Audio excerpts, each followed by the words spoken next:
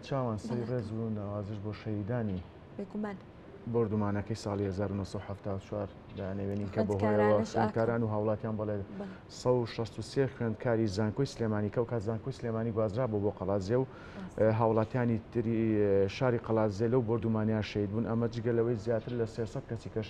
بریندار بوون. هەڵبەتە ئاکام دەرە هەر پارچێک و هەر شوێنێکی ئەم کوردستانە بگری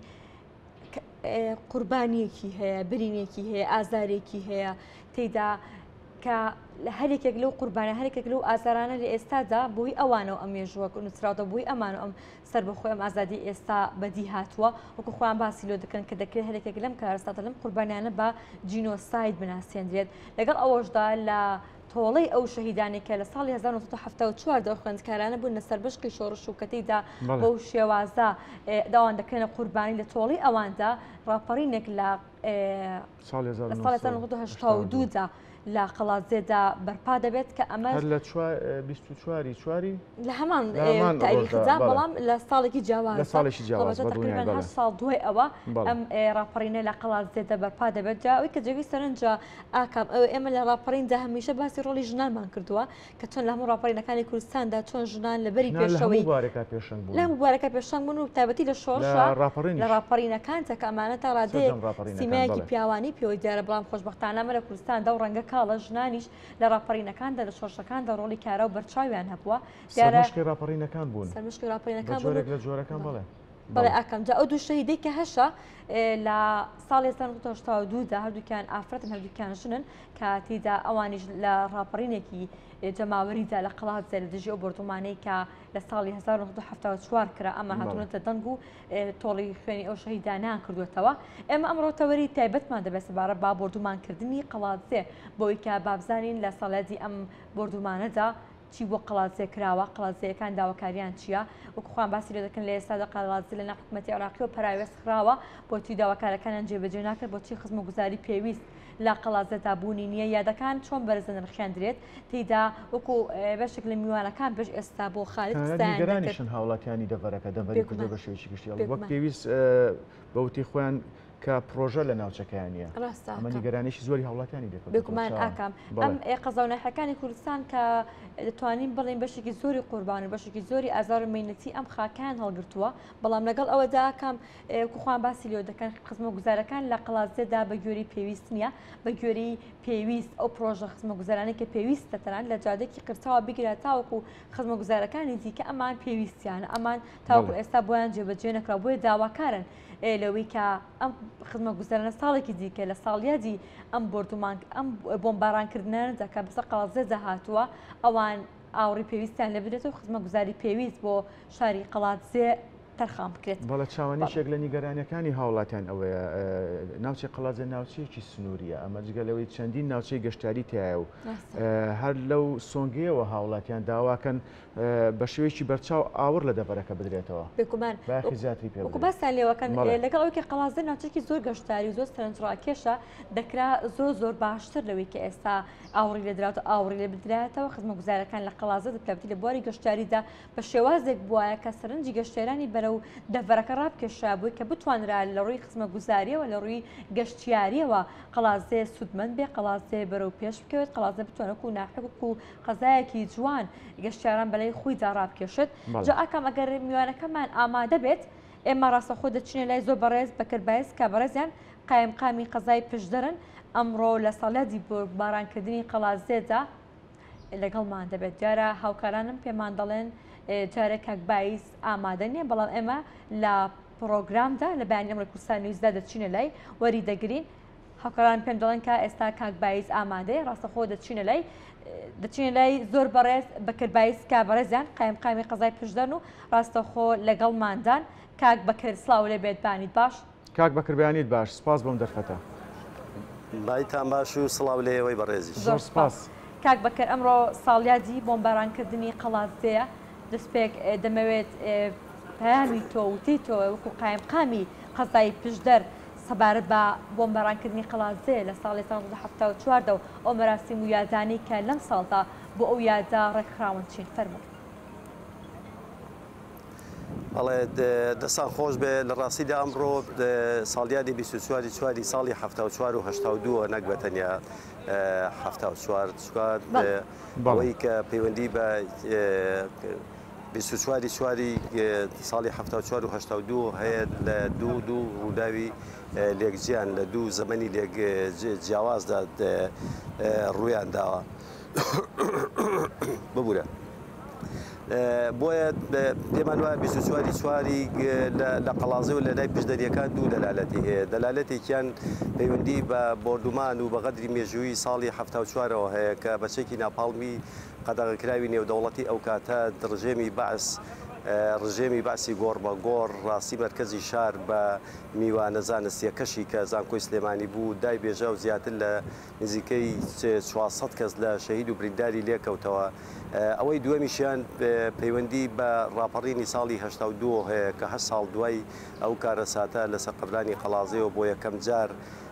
لە مۆدێلێکی تازە لە خەباتی سیاسی جەماوەریدا خەڵکی شاری قەڵازێ و دەوروبەری لەسەر قەبرانەوە دەستیان کرد بە خۆپێشاندان و بەڕاپەڕینێکی زۆر گەورە. پێمان وایە چۆن ساڵی 74 بۆردومانی ناو شاری قەڵازێ قەدرێکی مێژووی گەورە بوو. ئەگەر ئەو کاتە ڕژێمی بەعس و سەدام حوسێن ئەو کاتە محاسەبە کرابانە پێمان وایە ئەنفال و کیمیاباران و وێرانکردنی کوردستانی بەدووادا نەدەهات. ئەوەی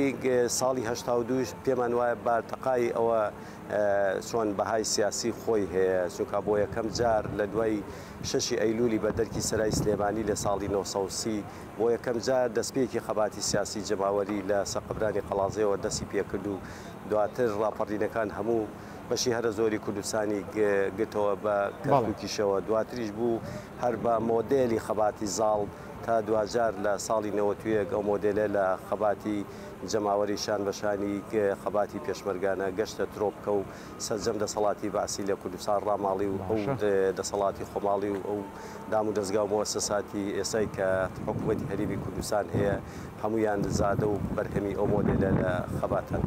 بەڵێ کاک بەکر مەراسیمەکەی ئەمڕۆ بە دیاریکراوی چی لە خۆ ئەگرێت جیاواز بە ساڵانی ڕابردوو؟ ڕاستەکەی ئێمە خوازیاری ئەوە بووین کە ئەم ساڵیادا ینی لە 24 ساڵیادێک بێ جیاواز بە شێوەیەکی شایستە و سەردەمیانە یادی بکەینەوە بە جۆرێکی وا کە جیابێ لەو مۆدێلە سووا و تەقلیدی ساڵانی پێشوو کە پێمان وایە ئەسڵان خەڵک بێزار بووە لە مۆدێلە لە یادکردنەوەوانە لەبەرەوەی ژمارەیەکی زۆر بەڵێنی بێکردار و وعدی ناڕازدراوە خەڵک بێتاقەت بووە تەنانەت کاریگەری لەسەر شکۆ و بەهای یادە نیشتیمانی و نەتەوەیەکانیش بەجێهێشتووە. ئێمە دەمانویست یادێک بێ کە با ڕاستەیەک بڕوە کە کاریگەری زۆری هەبێت لەسەر یادەوەری خەڵک و ببێت بە بەشێکی زیاتر لە ناسنامە و پێناسی خەڵکی دەڤەرەکەمان و کوردستان. بەڵام خۆتان دەزانن هەرێمی کوردستان ئێستا بە قەیرانێکی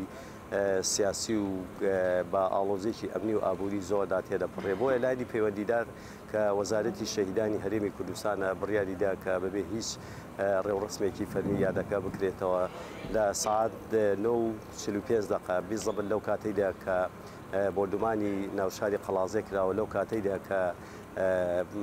ڕاپەڕینەکە لەسەر قەبرانی قەڵازێ دەست پێکردو لەو کاتەدا مەراسیمەکە دەکرێتەوە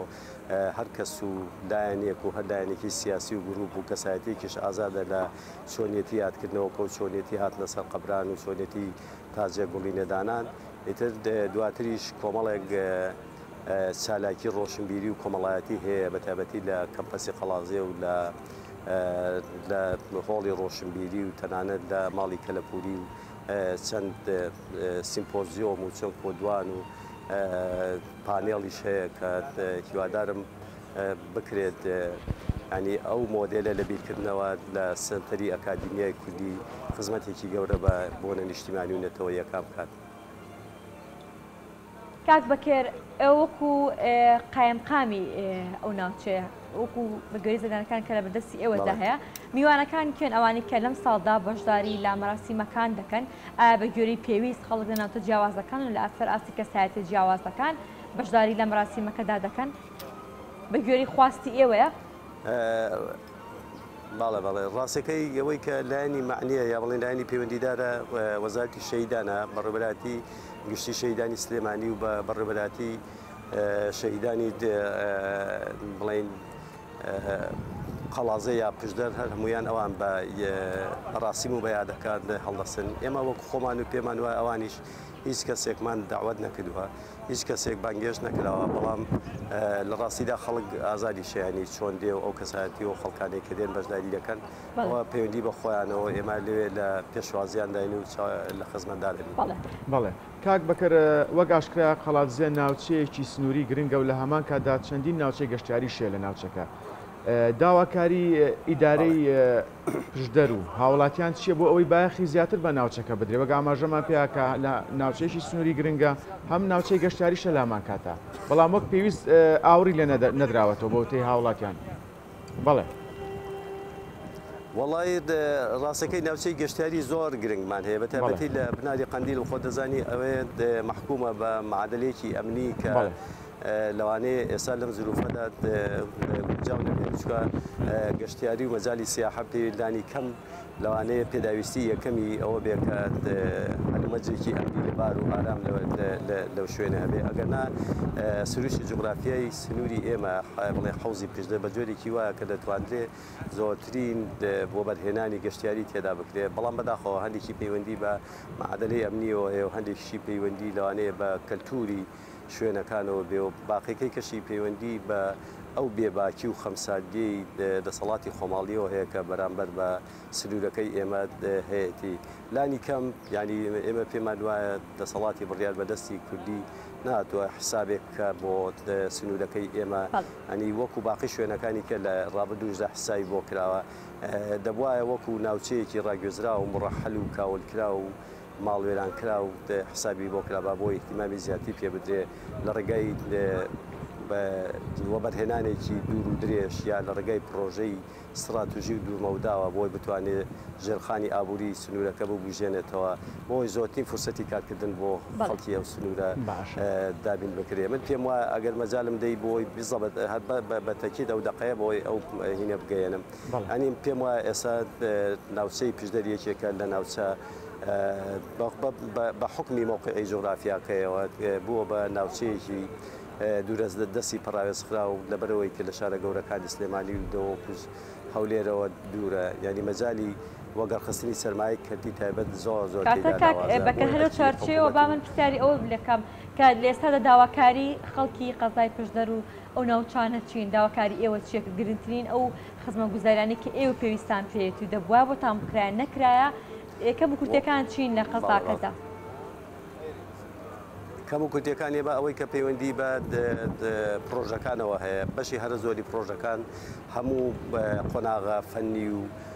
قانونی و ئیداریەکانیان بڕیوە، بەڵام بەڕاستی ئێمە دەرگیرین لەگەڵەوەی کە پارەی کاش لە بانکەکاندا سەرف ناکرێ. ئەگەرنا پرۆژەکانی ئێمە خۆی لە چەند پرۆژەیەکی گرنگدا دەبینێتەوە، ئەویش مەسەلەن یەکێک لەوانە پەرەپێدان و پەرەپێدانی زیاتری مەرجی کێلێکە پێمان وایە ئەگەر کێلێ تەتەوڕێکی باش بکە و مەنتیقەیە بە زۆنێکی تیجاری زۆر باش کە خەڵکی ناوچەکە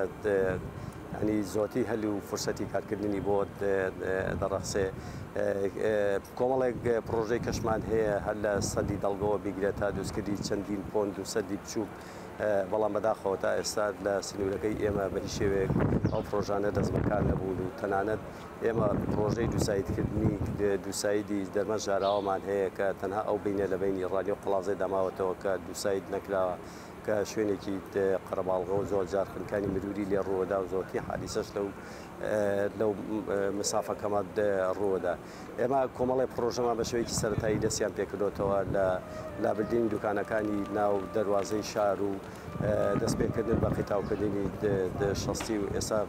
قیتاوکردن لە ناو کۆڵان و جادەکانی قەڵازێ دەست پێکردێتەوە بڕیارە بەیانیش بەدی بناغی چاکردنی ڕێگای دارەشمانە قەڵازێ لەلایەن بەڕێز وەزیری ئاوەدانکردنەوە دابدرێ. یانی ئەوانە کۆمەڵی پرۆژەن دەستیان پێکردێتەوە، بەڵام ئێمە بێگومانین لەوەی کە دەستکاریکردنی ژێرخانی ئابووری قەزای پشدەر پێویستی بە هیمەتی گەورە و بە ئاوردانەوەی جدی زیاتر هەیە. بەڵێ کاک بەکر جیاواز لە جێبەجێکردنی پرۆژەکان وەک ئیدارەی پشدەر لە ساڵیادی بردومانکردنی قەڵازیەدا چ پامێکتان بۆ حکوومەتی عێراقێ بۆی ئەم تاوانە و چەندین تاوانی ترکە لە هەرێمی کوردستان ڕوویداوە بە جینۆساید بکرێ؟ بەڵێ. وڵی دەست خۆش بێ بۆ پرسیارەکە دە پرسیارێکی جددی وەجیهە ینی ئێمە پێمان وایە حکوومەتی عێراقی زۆر نامەسولانە نابەرپرسیارانە مامەڵی لەگەڵ کۆمەڵێک کەیسی هەرێمی کوردستان کردووە یەکێک لەوانە مەسلەی هەم بۆ دوماکردنی ناوشاری قەڵازێ و هەم تەرخیلی تەواوی قەزای پیشدەرە بە مەرکەزی قەزا و ناحەیە گوندەکانیەوە لە ساڵی هەشتاونەوەدا بەڵام بەداخەوە ئێستا حکوومەتی عێراق وەکو دەوڵەتیش هیچ مەسوولەتی شوە نەچۆتە ژێرباری ئەو مەسوولێتەوە من پێم وایە بەشێکیشی پەیوەندی بە کەم تەرخەمی نوێنەرانی ئێمەوە هەیە لە بەغدا چی لە سەرۆکاتی کۆمار و لە وەزیرەکان و لە پەرلەمانتارەکانی عێراقوانە کە پێمان وایە دەکرا ئەو بابەتە بکەن بە کەیسی زۆر زیندوو بۆ ئەوەی جارێککە دوژمنانی ئێمە بۆیە جارێککە داگیرکەران زاتی ئەوە نەکەن هەروە بە ئاسانی پەلامارماندانەوە لە ئایندەدا. بەڵێ لە دوای تێپەڕبوونی زیاتر لە 40 ساڵ بەسەر ئەو ڕاپەڕینەی کە لە قەڵازێدا لە حەقی ئەو بۆمبارانکردنی قەڵازێ بەرپا بۆ ڕوویدا پێتان وایە کە ئەو ڕاپەڕینە لە ئێستا دەمەهامی خۆی پێکاوە ئامانجی خۆی پێکاوە گەیشتۆ بەوەی کە لە پێناویدا خەباتکە لە پێناویدا ڕاپەڕین بکات؟ وڵی من پێم وە ڕاستەکەی ئاماژەکانی ڕاپەڕین ینی دیارە بەشێکیان هاتوونەدی ینی خۆی هەر ڕزگاری و ئازادی هەرێمی کوردستان ئەوە بەشێک لە ئەوەیە بەشێک لە ئاماژەکانێتی بەشێک لە ئەهدافی ڕاپەڕینە بەڵام لە ڕاستیدا ڕاپەڕین ینی پێمە حەدەسێکی ئەوەندە گەورە بوو کە دەکرا دەرەنجامەکانی زۆر گەورەتر بن دەرەنجامەکانی وابێ کە خەڵکی هەرێمی کوردستان لەسێر لەژێر سایەی ڕاپەڕیندا گۆڕانی گەورەتر بەخۆ ببینێ کوردستانێکی ئاوەدان و دیموکرات و مەدەنی دەکرا دروست بکرێ بەڵام بەداخەوە من پێم وایە ینی دەکرا ئەوەی کە ئێستا هەیە زۆر لەوە گەورەتر وڵاتێکی گەشتە سەنووتر خزمەت گوزارتر دروست بێ بۆیە من پێم وایە ڕاپەڕی چۆن گۆڕانکاریێکی یەکجار گەورە بوو لە ژیانی خەڵکدا هەنی وەچەرخانێکی گرنگ بوو ئاواش دەکرا دەرەنجامەکانیشی دەرەنجامی زۆر گرنگ بن بەڵام ئێساش دەکرێت ئەنی ئەگەر بکرێت هیمەت هەبێ ئەگەر ئیرادەیەکی نیشتیمانی هەبێ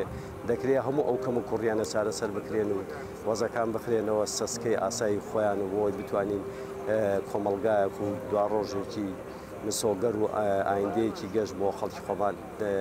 فراهم بکەین و دروستی بکەین. بەڵێ زۆر سپاس بۆ زۆر بەڕێز بەکردبایز قایمی قەزای پیشدەر سپاس بۆ تۆ سپاس بۆی کە بۆ لەبانی کوردستان نویزدا لەگەڵمان ئامادە بێت. زۆر سپاس کاک بەکر.